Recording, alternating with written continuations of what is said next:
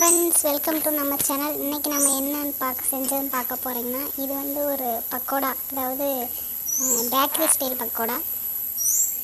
இது வந்து ஆல்ரெடி நான் வந்து எப்படி செய்கிறதுன்னு உங்களுக்கு சொல்லியிருப்பேன்.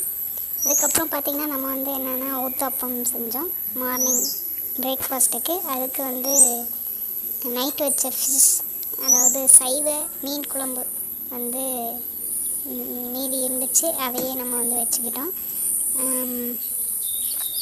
லஞ்சுக்கு பார்த்திங்கன்னா சாப்பாடு ரெடி, குழம்பு வந்து ரசம்,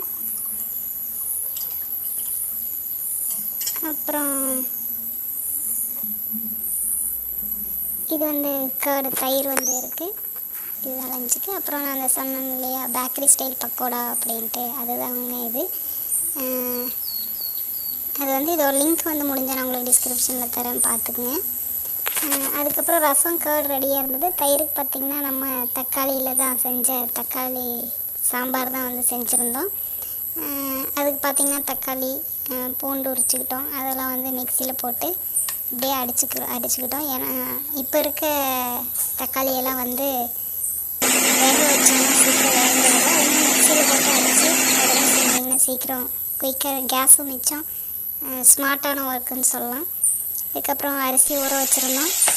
அதுக்கப்புறம் நைட்டு டின்னருக்கு இது வேணும்னு பார்த்திங்கன்னா வல்லார கீரைன்னு சொல்லுவாங்க, அதில் தான் வந்து சட்னி ரெடி ஆகிட்டு இருந்தது. இன்னொரு பக்கம் பார்த்திங்கன்னா